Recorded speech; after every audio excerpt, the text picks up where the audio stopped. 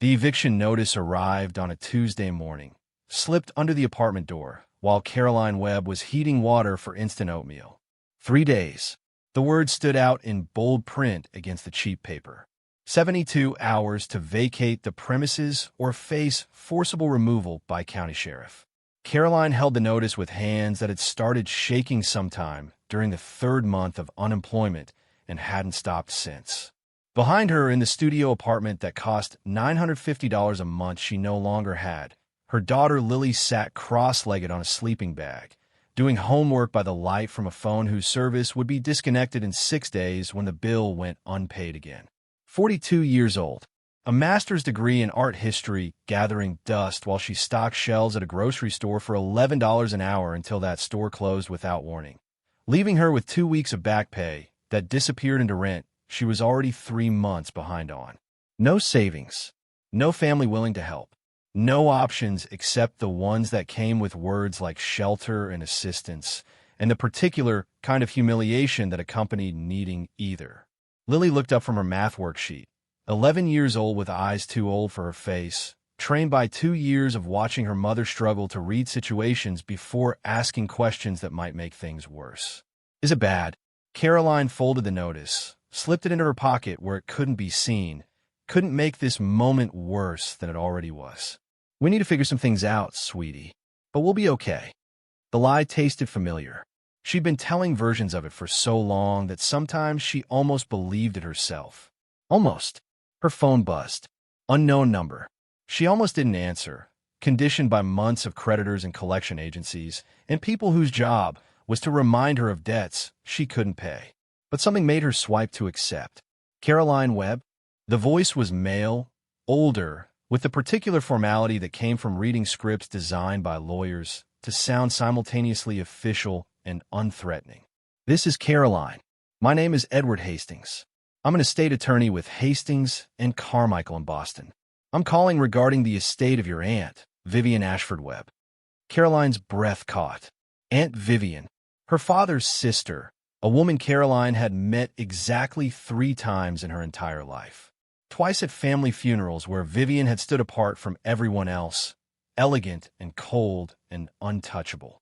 Once at Caroline's college graduation, where Vivian had appeared unexpectedly, handed Caroline a card with a $100 bill inside, and disappeared before the ceremony ended. I didn't know she'd passed. 3 months ago, the estate has been in probate. You're listed as a beneficiary. Beneficiary. The word carried implications Caroline didn't dare trust. She'd learned the hard way that hope was dangerous, that expecting good things only made it hurt worse when they didn't materialize. What does that mean? Your aunt left you several items from her personal collection. Antiques, primarily. Art and furniture from her Boston residence. The executor needs you to come collect them or authorize their sale. The estate sale is scheduled for 2 weeks from now. Anything unclaimed will be liquidated and proceeds distributed to primary heirs. Caroline's mind raced. Boston was 1,200 miles away. She had $43 in her checking account. Her car had been repossessed 2 months ago. The idea of traveling anywhere, let alone across the country to collect antiques she couldn't use and probably couldn't sell, seemed impossible. Can't you just sell them and send me whatever they're worth? Estate law requires beneficiaries to claim items in person or provide notarized authorization for sale. Your aunt was very specific about this. She wanted you to see the pieces before deciding what to do with them. Why? She barely knew me. Edward Hastings paused, and Caroline heard papers rustling in the background. I can't speak to your aunt's motivations, Ms. Webb. I can only tell you what's in the will. You have 2 weeks to claim your inheritance, or it reverts to the estate for liquidation.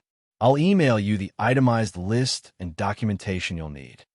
After he hung up, Caroline sat on the edge of the sleeping bag Lily had abandoned for the bathroom, holding her phone and trying to process information that felt surreal. An inheritance from an aunt who'd been a stranger. Items that needed claiming in person from a city she couldn't afford to reach. The email arrived within minutes. Caroline opened it with trembling fingers. The list was longer than she expected. A writing desk, circa 1890. A set of oil paintings by artists Caroline vaguely recognized from graduate school. crystal glassware, silver tea service, and at the bottom, described in language that suggested someone had taken particular care with the entry. Item 47. Full-length Cheval mirror, French origin, estimated 1875 to 1880. Gilded frame with ornate Baroque detailing. Authenticated as genuine period piece. Appraised value, $2,800. Caroline stared at the appraisal. $2,800. For a mirror. It was more money than she'd seen in 6 months, but it was also just a number on a screen, meaningless unless she could somehow get to Boston, claim it, transport it back, find a buyer, and convert it into cash that could pay rent and buy food and keep her daughter from becoming homeless. The logistics felt impossible. Lily emerged from the bathroom, wet hair dripping onto the oversized t-shirt she slept in. Who was on the phone? A lawyer. My aunt died. She left me some things. Good things. Caroline looked at her daughter, at the hope flickering in eyes that had learned to expect disappointment. Maybe. I don't know yet. That night, after Lily fell asleep, Caroline did math that didn't add up no matter how many times she recalculated. Bus tickets to Boston, $280 round trip. Cheap motel for 2 nights, $180. Food, $60 minimum. Shipping the mirror back, probably $200 if she could even find a way to pack it properly. Total, $720. Money she didn't have for an inheritance that might be worth $2,800 if she could sell it, which meant risking everything on the possibility of netting maybe $2,000 profit after expenses. And that assumed the mirror actually sold for the appraised amount. Assumed she could find a buyer quickly. Assumed nothing went wrong with transport or storage or any of the 1,000 things that could destroy something fragile and old. She opened her laptop, ancient and slow, and searched for information about Vivian Ashford Webb. The results were sparse. A few society page mentions from the 1980s and 90s. Vivian attending gallery openings, charity galas, museum fundraisers. Always alone. Always photographed in black, elegant, and severe, with the kind of beauty that seemed designed to keep people at a distance. One obituary, brief and formal, noting that Vivian had died at 78 in her Boston brownstone, leaving no children, survived by 3 nephews and 1 niece. Caroline recognized her cousins' names. Marcus, Daniel, and Christopher. The Golden Boys, her father used to call them with bitterness that suggested old wounds. Sons of Vivian's other brother, Edward, who'd built a real estate empire and raised children who'd never wanted for anything. Caroline had met them once, at her father's funeral. They'd been polite in the way wealthy people were polite to relatives they didn't consider worth knowing. Offered condolences, shook her hand, left before the reception ended. The next morning, Caroline called the number Edward Hastings had included in his email. He answered on the second ring. Mr. Hastings, this is Caroline Webb. About my aunt's estate. I have a question about the mirror. The Cheval mirror, yes. Quite a beautiful piece. The appraisal says $2,800. Is that accurate? Could it sell for more? Appraisals are conservative estimates. If you found the right buyer, particularly someone interested in authentic period pieces, you might get $3,500, perhaps $4,000. But that's not guaranteed. Caroline's heart sank. Even at the high end, she was looking at maybe $3,000 profit after expenses. Not enough to solve anything. Not enough to matter. My cousins, Marcus and the others. Did they inherit things too? Your cousins inherited your aunt's primary assets. The brownstone, investment accounts, personal effects of significant value. You and several other distant relatives received items from the ancillary collection. Why? Edward Hastings paused. Your aunt's instructions were very specific, but she didn't explain her reasoning to me. I can tell you that she spent considerable time deciding which items went to which beneficiaries. It wasn't random. After Caroline hung up, she sat with that information, trying to understand what it meant. Vivian had given the valuable things to Marcus, Daniel, and Christopher. The scraps to Caroline. Just like their grandfather had given everything to Uncle Edward and left Caroline's father with almost nothing. Family patterns repeating across generations. Wealth concentrating among those who already had it, while the rest got trinkets and apologies. The anger surprised her with its intensity. She'd thought she'd made peace with being the poor relation, the one who didn't matter. But apparently, even from the grave, family could find ways to remind her of her place. Her phone rang again.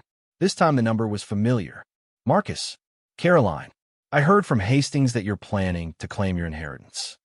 Marcus's voice carried the particular condescension of someone who'd never worried about money, talking to someone who worried about it constantly. I'm trying to figure out logistics. Here's what I'd suggest. Don't bother.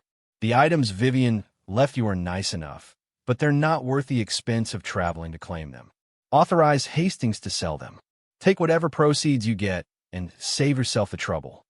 The mirror is appraised at $2,800, which sounds like a lot until you factor in travel costs, shipping, storage. You'll be lucky to clear $1,000 profit. Is that really worth the hassle? Caroline's grip tightened on the phone. It might be, for someone my situation. Right. I heard about your situation. Job loss, eviction pending. I'm sorry about that, Caroline. Truly. But chasing after Aunt Vivian's cast-offs isn't going to solve your problems. It's just going to create new ones. The dismissal in his voice made something inside Caroline snap. What would you suggest instead, Marcus? Should I just give up? Let the estate liquidate everything? I'm suggesting you be practical. Daniel, Christopher, and I have already claimed the valuable pieces. What's left is nice, but not substantial. You're looking at maybe $5,000 or $6,000 total if you're very lucky. That's not life-changing money. It is for me. Silence stretched between them, filled with the gulf that had always existed between Caroline's side of the family and theirs. The difference between people for whom $6,000 was nothing and people for whom it was everything. Look, if you're desperate for cash, I can probably help you out. Send you $1,000. Call a family loan. But dragging yourself to Boston for what amounts to garage sale leftovers seems like poor judgment. Caroline ended the call without responding, sat with rage that felt cleaner than the shame she'd been carrying for months. Marcus offering her $1,000 like charity, like scraps from the table, while he and his brothers divided an estate worth millions. That afternoon, she made a decision that felt less like choice and more like survival instinct taking over. She would go to Boston. She would claim the mirror and whatever else Vivian had left her. And she would do it not because it made financial sense, not because the math added up, but because something in her refused to let Marcus be right. Refused to accept that she should be grateful for scraps while they divided fortunes. The bus ticket cost money she didn't have. She sold her laptop for $140 to a pawn shop that knew desperation when it saw it. Sold her mother's wedding ring for another $90. Borrowed $200 from her landlord with promises she couldn't keep about paying it back with the inheritance money. She packed one bag for herself and one for Lily. Told her daughter they were going on an adventure to Boston to see Aunt Vivian's house and claim something that belonged to them. Lily, who'd learned to read between her mother's words, asked the question Caroline had been dreading. Are we coming back here? I don't know, baby. Maybe not. So we're going to be homeless? The word landed like a fist. Caroline pulled her daughter close, feeling the weight of every choice that had led them here. We're going to be okay. I promise. Another lie. But what else could she say? The truth was too heavy for an 11-year-old to carry. They left before dawn on a Thursday, the eviction notice still in Caroline's pocket, like evidence of failure. The bus station smelled like diesel and desperation, filled with people who travel by bus because other options had disappeared. Caroline and Lily found seats near the back. Lily claimed the window. The journey took 19 hours with stops in cities that blurred together. Lily slept against Caroline's shoulder while Caroline watched America pass by through dirty windows. All those towns and lives and possibilities that felt as distant as the moon. Somewhere in Pennsylvania, her phone buzzed. A text from Daniel, Marcus's younger brother. Heard you're actually going to Boston. That's a mistake. The mirror's not worth it. Let it go. Caroline deleted the message without responding. Another text, this time from Christopher. Marcus says you're being stubborn about the inheritance. Don't be stupid, Caroline. Take the easy money and move on. She turned off her phone.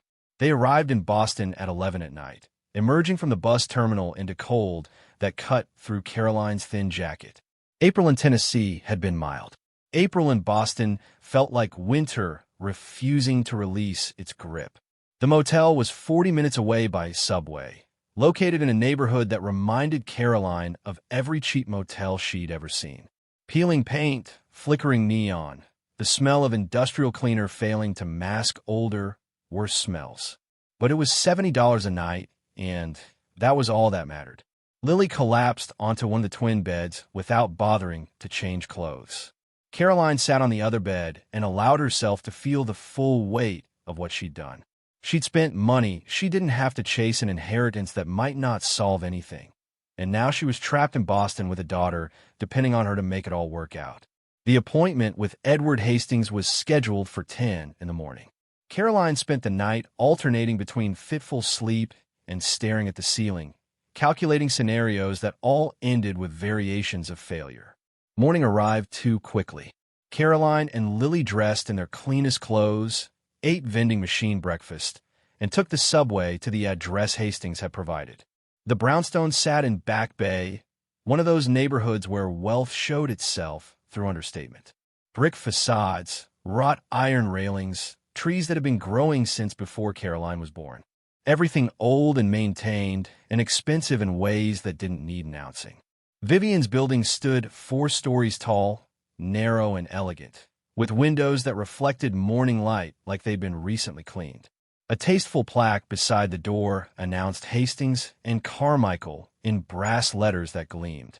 Edward Hastings himself greeted them in the foyer. 60-something, silver hair, expensive suit, the kind of lawyer who represented people for whom legal fees were background noise rather than crisis. Ms. Webb, and this must be Lily.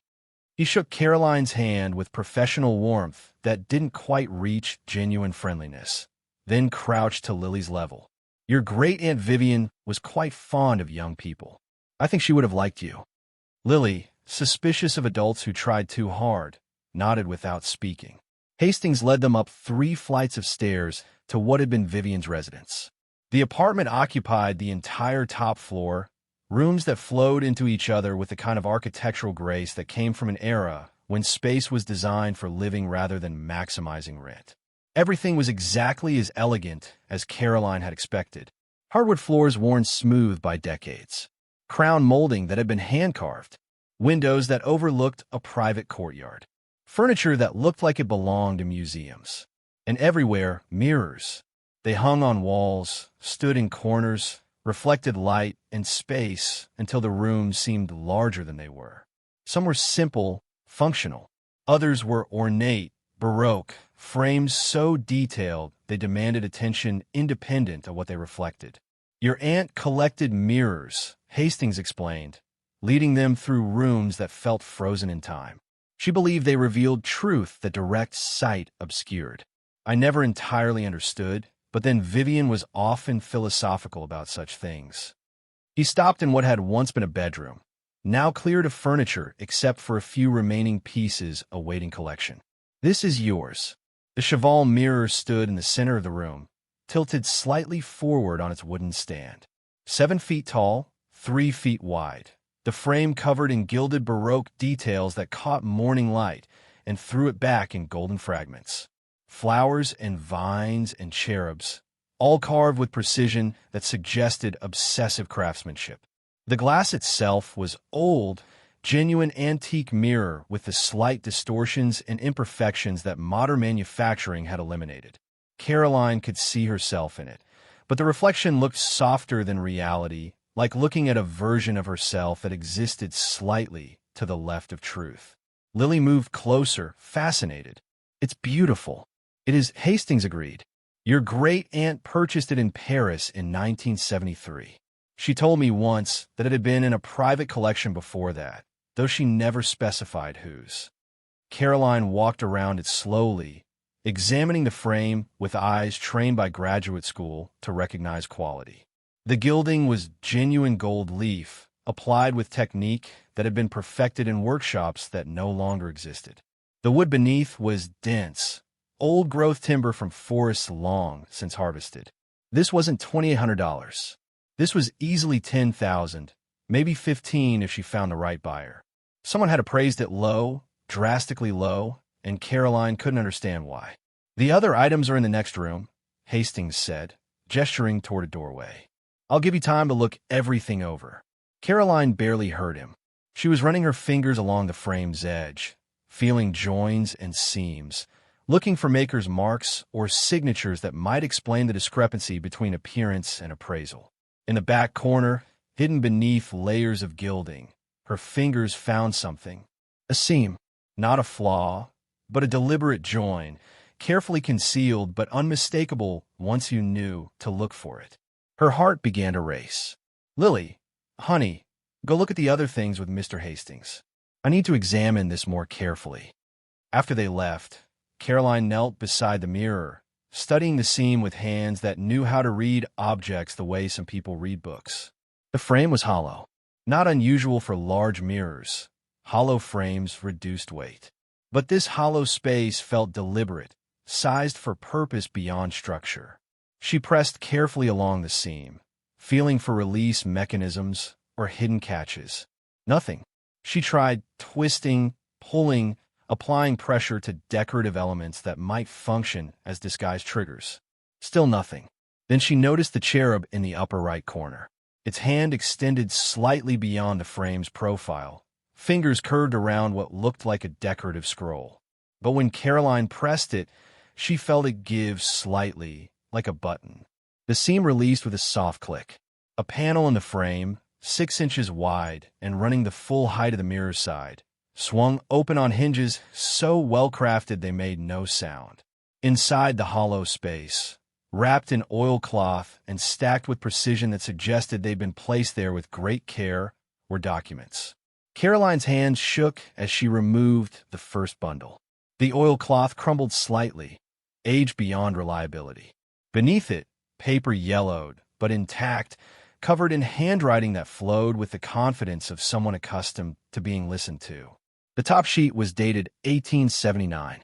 The signature at the bottom made Caroline's breath stop. Vincent van Gogh. She sat back hard, the document clutched in hands that had gone numb. This wasn't possible. This was someone's idea of a joke, a reproduction, a cruel trick designed to make her hope for something impossible. But the paper felt real. The ink had aged in ways forgeries couldn't duplicate, and the handwriting matched exemplars she'd studied in graduate school, back when she believed her art history degree might lead somewhere. She opened the next bundle, hands trembling so badly she nearly dropped it. Letters. Dozens of them. Van Gogh to his brother Theo. Van Gogh to fellow artists. Personal correspondence that documented his thoughts, his struggles, his evolving artistic vision. And beneath the letters, wrapped separately in silk that had degraded to threads, drawings. Sketches. Studies. Preliminary work for paintings Caroline recognized from textbooks and museum visits. All signed, all dated, all bearing the unmistakable marks of Vincent van Gogh's hand. Caroline's graduate training kicked in despite the shock. She examined everything with methodical care, looking for signs of forgery, inconsistencies, anything that might suggest these weren't genuine. Everything pointed to authenticity. The paper matched period production. The ink had aged naturally. The handwriting was consistent across documents spanning years. The sketches showed technique progression that only made sense if created by the same hand over time. This wasn't a reproduction. This was real and hidden in an antique mirror for more than 100 years. Caroline heard footsteps. She shoved everything back into the hollow frame, closed the panel, heard the catch engage with that same soft click. Hastings appeared in the doorway with Lily beside him. Found anything interesting? Caroline stood on legs that felt unreliable, just admiring the craftsmanship. It's even more beautiful than the appraisal suggested. Your aunt had excellent taste. Will you be taking it with you? Yes, all of it. Everything she left me. Hastings nodded approvingly. I'll arrange transport to your hotel. The other pieces are small enough to ship standard methods, but the mirror will need special handling. I can recommend a service that specializes in antique transport if you'd like. That won't be necessary. I'll handle it myself. Hastings raised an eyebrow, but didn't argue. Rich people's eccentricities were his business to accommodate, not question. And right now, Caroline needed him to believe she was just another beneficiary collecting inherited trinkets. As you wish. I'll have everything ready for pickup tomorrow morning. That night, in the cheap motel room, while Lily slept, Caroline researched with intensity that bordered on manic. Van Gogh letters, Van Gogh drawings, what they sold for at auction, what museums paid to acquire them, what private collectors would offer for authenticated pieces. The numbers were staggering. A single letter could sell for hundreds of thousands. Drawings brought millions. And she had dozens of letters, 8 drawings, and documentation that would prove provenance if, when she decided to reveal them. Conservative estimate, $50 million. Realistic estimate, closer to $100 million. If she found the right buyers, if she authenticated everything properly, if she navigated the legal complexities of selling work that had been hidden for over a century, she was looking at more money than she'd earned in her entire life. More money than she could comprehend. Life-changing money. Caroline sat in the darkness, listening to her daughter breathe, and felt terror and exhilaration fighting for dominance. Because this changed everything. This solved everything. This gave them a future, but also made them targets. If Marcus found out, if anyone found out before Caroline could secure proper authentication and legal ownership, they would take it. They would claim Vivian had been mentally incompetent when she hid documents in a mirror frame. They would argue Caroline had no right to it. They would tie it up in courts until Caroline ran out of money to fight them. She needed to get the mirror home, needed to hide it somewhere safe, needed to find experts she could trust to authenticate without alerting collectors or dealers or anyone who might try to take it from her. Her phone buzzed. Marcus calling. She let go to voicemail. 3 minutes later, another call. Daniel. Then Christopher. All of them suddenly very interested in whether she'd collected her inheritance, whether she needed help transporting anything, whether she'd reconsidered selling directly to the estate. Caroline turned off her phone. They knew something, or suspected something. Or maybe they were just annoyed that she defied their advice and claimed what Vivian had left her. Either way, she couldn't trust them. The next morning, Hastings had everything ready. The mirror, carefully wrapped in blankets and secured to a dolly. The other items, paintings, glassware, the writing desk, packed in crates marked fragile. The transport service can have everything in Tennessee by the end of the week, Hastings said. Fully insured against damage. I'll take the mirror with me. Ship the rest. Ms. Webb, I really must advise against transporting something this valuable on public transportation. The risk of damage is mine to take. I'll sign whatever waiver you need. Hastings produced documents with the practiced efficiency of someone who'd learned not to argue with clients once they'd made up their minds. Caroline signed everything, barely reading it, focused on getting the mirror out of Boston before her cousins could interfere. Getting a 7-foot mirror onto a bus proved exactly as difficult as it sounded. The driver initially refused, citing company policy about oversized items. Caroline had to buy an extra seat, sign another waiver, and promise to keep it secured at all times. Other passengers stared as she and Lily maneuvered the wrapped mirror into the back row, strapping it across 2 seats with bungee cords that had seen better days. A woman sitting nearby leaned over, voice loud enough to carry. You dragged your kid all the way to Boston for a mirror? That's either brave or crazy. Caroline didn't respond. She sat beside the window with Lily curled against her and the mirror secured across the aisle, and tried not to think about everything that could go wrong in the next 19 hours. They'd been on the road for 3 hours when Caroline's phone buzzed with a text from an unknown number. We know what you found. Give it back, and we'll make it worth your while. Her stomach dropped. She stared at the message, trying to determine who'd sent it. Marcus? One of his brothers? Someone else entirely? Another text arrived before she could decide how to respond. The documents in the mirror don't belong to you. Vivian wasn't in her right mind when she hid them. We'll contest everything in court if necessary. So they knew. Somehow they knew about the hidden compartment, about what was inside, which meant they'd known before Caroline ever claimed the mirror, had known and deliberately appraised it low, expecting Caroline to authorize sale so they could claim it themselves. Caroline's hands clenched around her phone. She typed a response with fingers that shook with rage. The mirror was legally left to me. Whatever's in it is mine. The response came immediately. Nothing is yours until you can afford to defend in court. Think about that before you do something stupid. Caroline turned off her phone and closed her eyes. Tried to calm breathing that had gone shallow and fast. Beside her, Lily stirred. Mom? What's wrong? Nothing, baby. Just tired. But Lily had learned to read her mother's fear. She sat up, looking at Caroline with eyes that had seen too much. Did something bad happen? Caroline pulled her daughter close, pressed a kiss to her hair. Something complicated happened, but we're going to figure it out. I promise. The miles passed slowly. Caroline dozed fitfully, jerking awake every time the bus hit a pothole or made a sharp turn, convinced the mirror would topple or the bungee cords would snap or something would destroy the most valuable thing she'd ever touched. But held. Through stops in 6 cities, through 1 driver change and 2 route adjustments, through night that turned to dawn and dawn that crept toward afternoon, the mirror stayed secure. They arrived in Nashville at 4 in the afternoon, 19 hours after leaving Boston. Caroline's back ached from tension, her neck stiff from sleeping upright, her head pounding from stress and dehydration and the weight of knowing what she carried. She'd rented a storage unit before leaving, paid for 3 months in advance with money she'd borrowed on promises she couldn't keep. Now she and Lily loaded the mirror into a taxi driven by a man who asked no questions about why a woman and child were transporting a 7-foot antique across town. The storage facility sat on the edge of Nashville, the kind of place people used when they were between lives.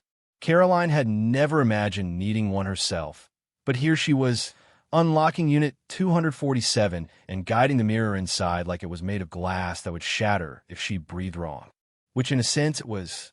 After the taxi left, Caroline stood in the storage unit's fluorescent glare and made another decision that felt less like choice and more like necessity. She opened the hidden compartment again, removed all the documents, wrapped them in fresh plastic bags, and hid them separately. If someone broke in to steal the mirror, they'd find it empty. The real treasure would be somewhere else, somewhere only she knew about, somewhere even Marcus and his brothers couldn't reach. She locked the unit with a padlock that cost $40 and felt insubstantial against the value it protected. Then she and Lily took another taxi to a motel that rented rooms by the week and asked no questions about people who arrived with 1 bag and no permanent address. That night, Caroline lay awake planning her next steps. She needed authentication, needed experts who could verify what she'd found without alerting the broader art world, needed lawyers who could protect her claim against whatever challenge her cousins prepared. Most of all, she needed time. Time to build a case. Time to establish provenance. Time to figure out how to transform hidden documents into legal ownership before someone took them away.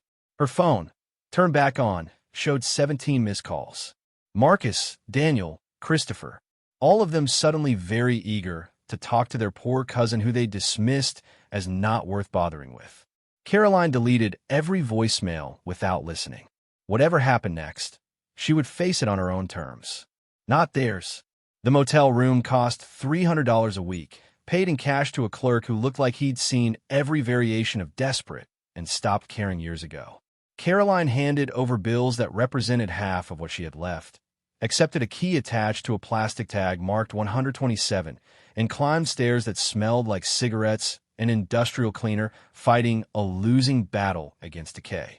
Inside, the room held 2 double beds with floral bedspreads that had faded to pastels nobody intended, a TV bolted to a dresser, and a bathroom where the grout had given up trying to stay white. But it had a lock, and the windows faced a parking lot instead of a street. And for $300 a week, nobody would ask questions about a woman and child who arrived with almost nothing. Lily dropped her backpack on the bed nearest the bathroom, moved to the window, stared out at cars that looked as temporary as their owner situations. How long are we staying here? Caroline set her own bag down, sat on the other bed, felt Spring's protest beneath her. I don't know yet, until I figure some things out. The mirror thing? The mirror thing. Lily turned from the window, 11 years old with eyes that had learned to calculate odds the way other kids calculated homework. Is it worth a lot? Like a lot? Caroline had never lied to her daughter about important things, and she wasn't going to start now. Yes, more than I can really explain. Enough that people are going to try to take it from us. Your cousins? Probably. Maybe others too, once word gets out.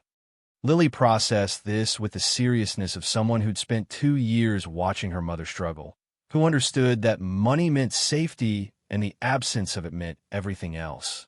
So we have to protect it. Yes, but we also have to prove it's really ours. That's going to take time. Do we have time? The question landed exactly where it hurt most. Caroline had 17 days before the eviction from their old apartment became official, which didn't matter since they weren't going back. She had $43 left after the storage unit and the motel. She had no job, no prospects, no safety net except whatever she could build from documents hidden in a mirror frame. We'll make time. That night, after Lily fell asleep, Caroline sat on the bathroom floor with her laptop, purchased that afternoon from a pawn shop for $85, cutting her remaining cash to almost nothing, and researched authentication procedures for historical documents. The process was complex, requiring multiple layers of verification. Paper analysis to confirm age and origin. Ink composition testing to match period manufacturing. Handwriting analysis by certified experts. Provenance research to trace ownership history. All of it expensive, all of it time-consuming, all of it necessary before any reputable auction house or museum would consider her claims legitimate. She needed experts, needed people who could examine what she'd found without stealing it, without alerting competitors, without triggering the kind of attention that would bring Marcus and his lawyers before she was ready. Caroline pulled up. Her graduate school contacts, people she hadn't spoken to in 15 years, colleagues who'd moved on to museum positions and academic appointments while she'd moved through a series of jobs that paid bills without requiring the degree she'd worked so hard to earn. Dr. Helena Marsh. They'd been close once, study partners who'd helped each other through comprehensive exams. Helena now worked at the Frist Art Museum in Nashville, specializing in European works. If anyone could point Caroline toward trustworthy authenticators, it was Helena. Caroline drafted an email, deleted it, started over. How did you reach out to someone you hadn't contacted in over a decade? How did you ask for help without revealing how desperately you needed it? She settled on simple honesty. Helena, this is Caroline Webb. We studied together at Vanderbilt. I know it's been years, but I need advice about authenticating historical documents. Art-related, potentially significant. I can't explain more over email, but if you have time to meet, I'd be grateful. She hit send before she could second-guess herself, then sat staring at the screen, waiting for a response that might not come. It arrived 17 minutes later. Caroline, of course I remember you. I heard about your situation, job loss, rough times. I'm so sorry. I'm at the museum tomorrow 9 to 5. Come by whenever. I'll make time. The relief was physical, loosening something in Caroline's chest that had been clenched tight for months. Someone remembered her. Someone was willing to help without judgment, without asking what was in it for them. The next morning, Caroline left Lily at the motel with the TV remote and strict instructions not to open the door for anyone.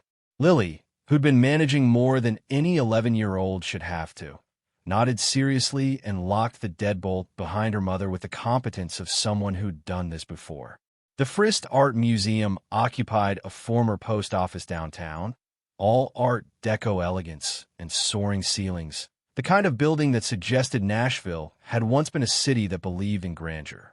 Caroline had visited during graduate school, back when museums felt like places she might work someday, instead of places she couldn't afford to enter.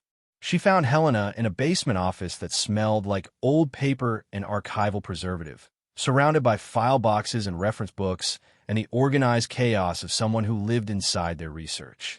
Helena looked up when Caroline knocked, and her face transformed with genuine pleasure. Caroline, God, it's been forever.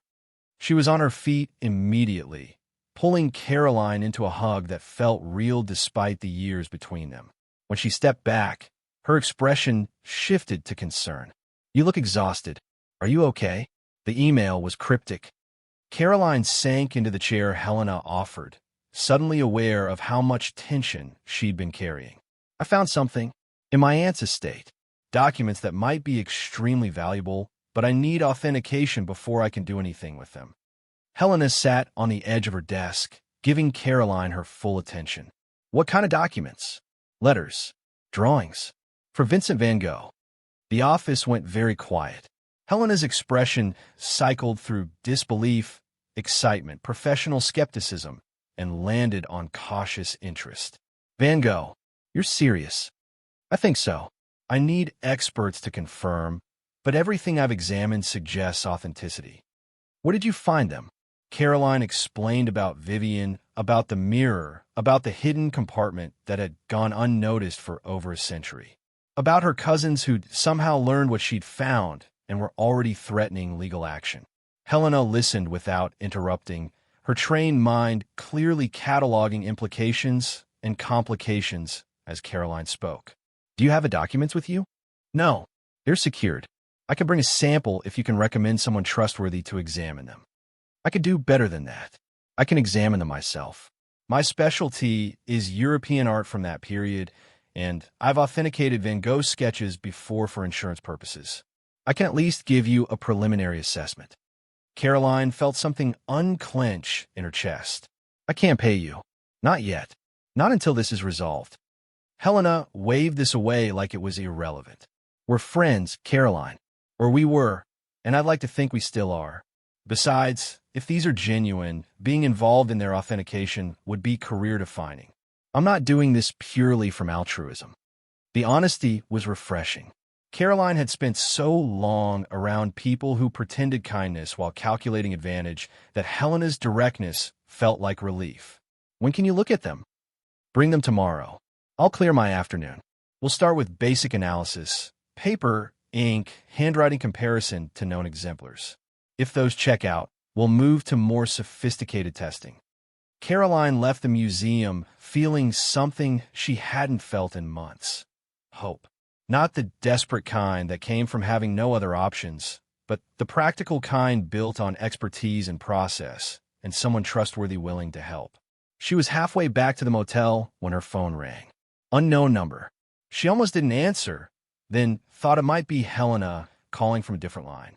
Ms. Webb, this is Jennifer Hastings from Hastings and Carmichael. Edward Hastings' daughter. Caroline's stomach tightened. She'd dealt with Edward Hastings, but his daughter's involvement suggested escalation. What can I do for you? I'm calling because your cousins have filed a motion to freeze your aunt's estate pending investigation into her mental competency at the time her will was executed. The words took a moment to penetrate. When they did, Caroline had to stop walking, lean against a building, force air into lungs that had suddenly forgotten how to work properly. What does that mean? It means they're arguing that Vivian wasn't of sound mind when she made decisions about who receive what items. If successful, the court could invalidate specific bequests and redistribute assets according to standard inheritance law, which would give your cousins control over everything, including what she left me, including what she left you. They've specifically mentioned the mirror. They're claiming it was appraised incorrectly, that its true value is substantially higher, and that Vivian intended for it to go to them as primary heirs. Caroline's grip on her phone tightened until her knuckles went white. They knew what was in it before I ever claimed it. I can't speak to what they knew or when they knew it. I can only tell you what they filed. You have 30 days to respond with your own legal representation. If you don't respond, the court will likely rule in their favor by default. I don't have money for lawyers. Jennifer's pause was sympathetic but firm. I understand your situation is difficult, but without representation, you're going to lose this. Your cousins have resources and legal teams prepared to fight. You need someone in your corner. After she hung up, Caroline sat on a bench outside a coffee shop. She couldn't afford to enter and try to process what she'd just learned. Marcus, Daniel, and Christopher had moved fast. Faster than she'd expected. They were going to take the mirror, take the documents, take everything Vivian had intended for Caroline, and there was nothing she could do to stop them unless she found lawyers and money and time she didn't have. Her phone buzzed. Marcus calling. She let go to voicemail. 30 seconds later, a text arrived. You can't win this, Caroline. We have lawyers, resources, time. Give back the mirror and we'll drop the suit. Keep fighting and we'll make sure you end up with nothing. Caroline stared at the message, rage and fear fighting for dominance. They were offering her an out, a way to avoid court battles she couldn't afford. All she had to do was give up, hand over what Vivian had left her, accept that people like her didn't get to keep valuable things when people like Marcus decided they wanted them. She typed a response with shaking fingers. No. The reply came immediately. Then you're making a mistake you'll regret. Caroline turned off her phone. Back at the motel, Lily was watching TV with the sound muted, some cartoon that didn't require audio to understand. She looked up when Caroline entered, reading her mother's expression with practiced accuracy. Something bad happened. My cousins are trying to take the mirror through the courts. They're claiming Aunt Vivian wasn't mentally competent when she left it to me. Can they do that? They can try. And if I don't fight back with lawyers I can't afford, they'll probably succeed. Lily muted the TV completely, giving her mother her full attention. What are we going to do? Caroline sat beside her daughter, pulled her close. We're going to prove what I found is real. We're going to establish that it belongs to me legally. And we're going to fight. With what? With truth. With documentation. With whatever we have to. It sounded brave. It felt like desperation dressed up in determination. That night, Caroline couldn't sleep. She lay in the dark listening to Lily breathe and thinking about Vivian. Why had her aunt hidden documents in a mirror frame? Why leave them to Caroline instead of her primary heirs? What had Vivian known about Marcus and his brothers that made her choose differently? The next morning, Caroline retrieved one of the letters from its hiding place. A storage locker 3 facilities away from where she'd stashed the mirror, paid for with the last of her cash. She distributed the documents across multiple locations, insurance against someone finding and taking everything at once. She met Helena at the museum's conservation lab, a climate-controlled space filled with equipment designed to analyze art without damaging it. Helena's eyes widened when Caroline carefully unwrapped the letter. May I? Caroline handed it over, watching Helena examine it with the reverence reserved for objects that might rewrite history. The letter was dated 1888, addressed to Theo Van Gogh, discussing Vincent's work on what would become the bedroom. The handwriting matched exemplars Helena pulled from museum databases. The paper, when examined under magnification, showed fibers consistent with French production from that period. This is extraordinary, Helena breathed. If this is authentic, and preliminary analysis suggests it is, this is museum-quality material. How much would it be worth? Helena set the letter down carefully, met Caroline's eyes. Authenticated Van Gogh letters sell at auction for $300,000 to $700,000 each. You said you have multiple letters? 23. Helena's expression went carefully neutral, the look of someone doing mental math that produced numbers too large to say aloud. And drawings? 8. Studies and preliminary sketches for known works. Caroline. Helena's voice was very quiet. If these authenticate, and I think they will, you're looking at somewhere between $50 and $100 million in total value. Possibly more if the right buyers compete. The number should have felt like victory. Instead, it felt like a target painted on Caroline's back. My cousins know. They've filed suit to take everything. They're claiming Vivian wasn't competent when she hid these. Can they prove that? I don't know. But they have lawyers and resources, and I have $17 in my checking account. Helena stood, paced to the window, stared out at downtown Nashville like it might contain answers. You need legal representation. Someone who specializes in estate law and has experience with high-value disputes. I can't afford. What if the lawyer worked on contingency? Took a percentage of the final value instead of upfront fees? Caroline had considered this, but dismissed it as unrealistic. What lawyer would take that risk? My cousins could tie this up in courts for years. Any contingency would be gambling on eventual payout against certain immediate costs. A lawyer who believed in your case, who saw the documentation and understood its value. Helena turned from the window. I know someone, Rebecca Torres. She handles high-stakes estate litigation. She's good, she's expensive, and she takes cases she finds interesting even when the economics are questionable. Would she take mine? Let me call her. If I explain what we're looking at, she might at least agree to meet with you. The meeting happened 2 days later in Rebecca Torres's office, which occupied the top floor of a building that overlooked the Cumberland River with the kind of view that came from success measured in billable hours. Rebecca herself was 50s, sharp-suited, with eyes that cataloged details most people missed. She listened to Caroline's story without interrupting, occasionally making notes on a legal pad with handwriting so precise it looked printed. When Caroline finished, Rebecca set down her pen. Your cousins are arguing mental incompetency. That's a difficult standard to prove, but if they can demonstrate that Vivian exhibited signs of cognitive decline around the time she hid these documents, they might succeed. She hid them in 1973, 50 years ago. How can they prove her mental state from 5 decades ago? Medical records, if they exist. Testimony from people who knew her. Evidence that her behavior was erratic or irrational around that time. Rebecca leaned forward. But here's what matters more: provenance. Can you prove these documents were legally hers to hide? That she came by them legitimately rather than, say, stealing them from a museum or private collection? Caroline's stomach dropped. She hadn't considered this. I don't know. The letter just said she purchased the mirror in Paris in 1973. It didn't say anything about what was inside. Then that's your first problem. If these are stolen artifacts, it doesn't matter what Vivian's will said.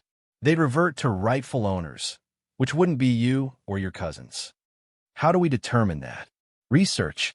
We trace the mirror's ownership history as far back as possible. We look for documentation of the documents themselves, exhibition records, auction catalogs, insurance listings. Anything that establishes where they were before Vivian acquired them. Rebecca pulled up a database on her computer, fingers moving across keys with practice speed. Van Gogh's letters and drawings are extensively cataloged. Most known works are accounted for. If these are genuine and previously unknown, that's either very good news or very bad news, depending on how they surfaced. She typed in queries, scanned results, her expression growing more focused. There's a gap in the Van Gogh catalog. Letters and drawings known to have existed based on references in other correspondence but never located. Believed lost or destroyed. If what you found fills that gap, and if we can prove legitimate chain of ownership, you have clear title. And if we can't prove chain of ownership, then whoever can establish the strongest claim gets them. Which might be you, might be your cousins, might be a museum that argues they belong to public trust rather than private collection. Caroline felt the ground shifting beneath her, stable only moments ago, now revealing itself as temporary as everything else in her life. What would you need from me to take this case? Rebecca leaned back, assessing Caroline with an expression that suggested she was calculating odds. Contingency basis. 25% of final value.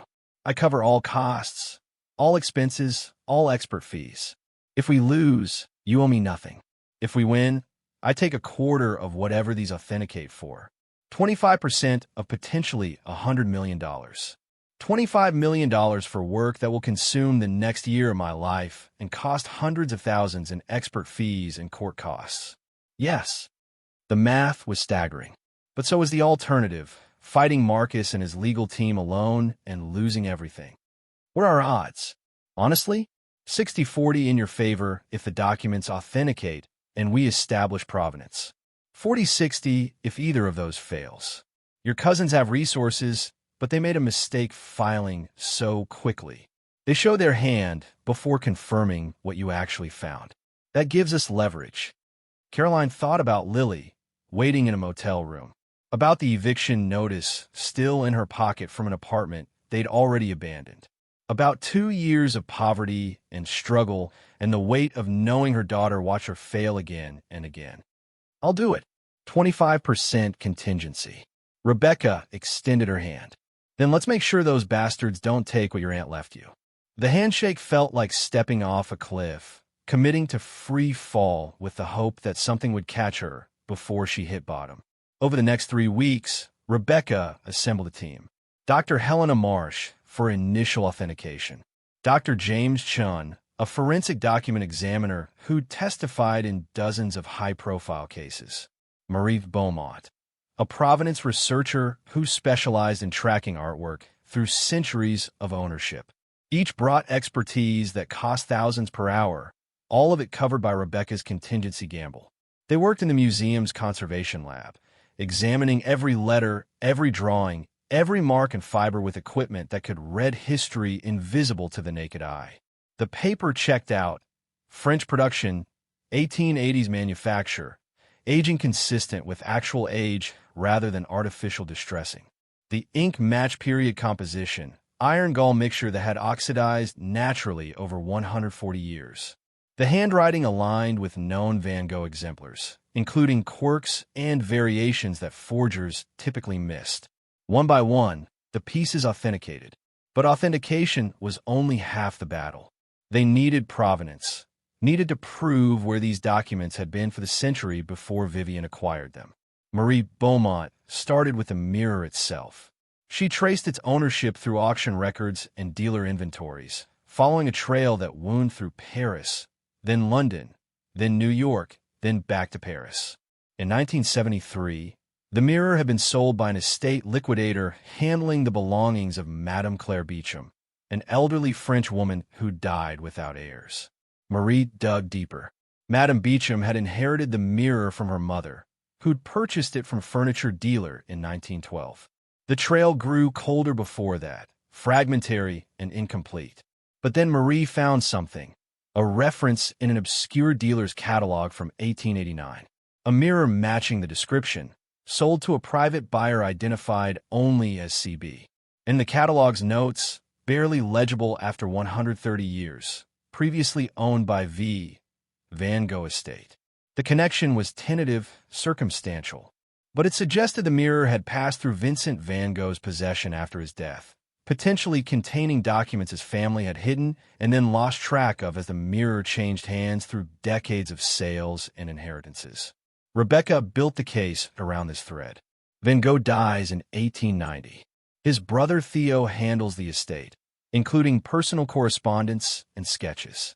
The mirror passes to Theo's widow, who sells it in 1891. New owners don't know about the hidden compartment. Documents stay hidden for 80 years until Vivian, who collected mirrors and studied them obsessively, discovers what others had missed. It was plausible. It was documented. It was enough to establish legitimate chain of ownership. Meanwhile, Marcus and his brothers prepared their counterattack. Their lawyers filed motion after motion, demanding access to the documents, questioning authentication procedures, arguing that Caroline had no right to keep them secured while the estate dispute remained unresolved. Rebecca fought each motion, protecting the documents from forced disclosure until authentication was complete. The preliminary hearing was scheduled for late June, 63 days after Caroline had first claimed the mirror. Rebecca prepared her like a fighter training for a bout, running through questions the opposing lawyers would ask, coaching responses that would sound truthful without revealing more than necessary. "They're going to attack your character," Rebecca warned. "They'll paint you as desperate, opportunistic, willing to claim anything valuable regardless of legitimacy. They'll point to your financial situation, your job loss, your eviction, and argue you're motivated by greed rather than rightful inheritance."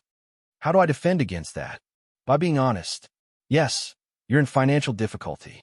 Yes, you need this. But that doesn't change the fact that Vivian left these items to you legally. She made a choice about who should have them, and her mental competency at the time of that choice is what matters, not your bank account. The night before the hearing, Caroline sat in the motel room with Lily and tried to explain what would happen the next day. A judge will listen to both sides. My lawyers will argue that Aunt Vivian left the mirror to me on purpose, that she was mentally competent when she did it, and that what's inside belongs to me. My cousins will argue the opposite. The judge will decide who has the stronger case. What if we lose? Caroline pulled her daughter close. Then we keep fighting. We appeal. We find another way. But we don't give up. Lily was quiet for a long moment. Mom, if we win, if we get all that money, will things be different? Yes, very different. Will you be different? The question was more complicated than it sounded. Would money change who Caroline was? Would it transform her into someone who thought like Marcus, who measured worth in dollar amounts and treated family as competitors for resources? I hope not, baby. I hope I'll just be a version of myself who doesn't have to worry about keeping you fed and safe. But the important things won't change. You and me will still be us. Lily seemed satisfied with this. She returned to her homework while Caroline sat and thought about the hearing tomorrow, about everything riding on a judge's decision, about how close she was to either solving everything or losing it all. Her phone buzzed. Text from Marcus. Last chance, Caroline. Drop this and we'll give you $500,000. Fight and you'll get nothing. $500,000. More money than she'd earn in 10 years. Enough to solve every immediate problem, but a fraction of what the documents were actually worth, and an admission that Marcus knew exactly how valuable they were. Caroline typed her response. See you in court. The courthouse was downtown, a building that tried for dignity and achieved bureaucratic functionality. Caroline arrived with Rebecca, dressed in clothes borrowed from Helena because everything she owned looked like poverty, and that would matter in a room where appearance influenced outcomes. Marcus, Daniel, and Christopher sat across the aisle with their legal team, 3 lawyers in suits that cost more than Caroline's rent. They looked confident, comfortable, like people who'd been in courtrooms before and won. The judge was Patricia Morrison, a woman in her 60s with an expression that suggested she'd heard every variation of family dispute and found them all tedious. She reviewed the case file while everyone settled, then looked up. This is a preliminary hearing to determine whether the estate distribution should be frozen pending investigation into Ms. Vivian Webb's mental competency at the time her will was executed. Mr. Castellano, you're arguing for the freeze? Marcus's lead attorney stood, James Castellano, 50-something with silver hair and the kind of smooth confidence that came from winning more than he lost. Your Honor, we're arguing that Ms. Vivian Webb showed clear signs of cognitive decline in the years before her death, including irrational decisions about asset distribution. She left valuable items to a niece she barely knew while giving primary assets to her nephews who'd maintained close relationships with her for decades. This suggests impaired judgment. Judge Morrison made notes. Ms. Torres, your response? Rebecca stood, and Caroline saw why she commanded high fees. Everything about her presence communicated competence and authority. Your Honor, making choices that family members disagree with doesn't constitute mental incompetency. Ms. Webb left her primary assets to her nephews, as expected. She also chose to leave specific items to her niece. Those choices may seem unconventional to the nephews, but unconventional isn't incompetent. Castellano jumped in. The item in question was severely undervalued in the estate appraisal. It's worth significantly more than the $2,800 listed. We believe Ms. Webb didn't understand what she was distributing. Or, Rebecca countered, she understood perfectly and chose to leave something valuable to someone she thought deserved it more than her other heirs. Judge Morrison raised a hand, stopping both lawyers. Let's establish facts. Mr. Castellano, do you have medical evidence of cognitive decline? We're gathering records, Your Honor. Ms. Webb's physician has indicated she showed signs of memory issues in her final years. Showing signs and being legally incompetent are very different standards. Do you have documentation that she was incompetent at the time the will was executed? Castellano hesitated. Not yet, but then you're asking me to freeze an estate distribution based on suspicion rather than evidence.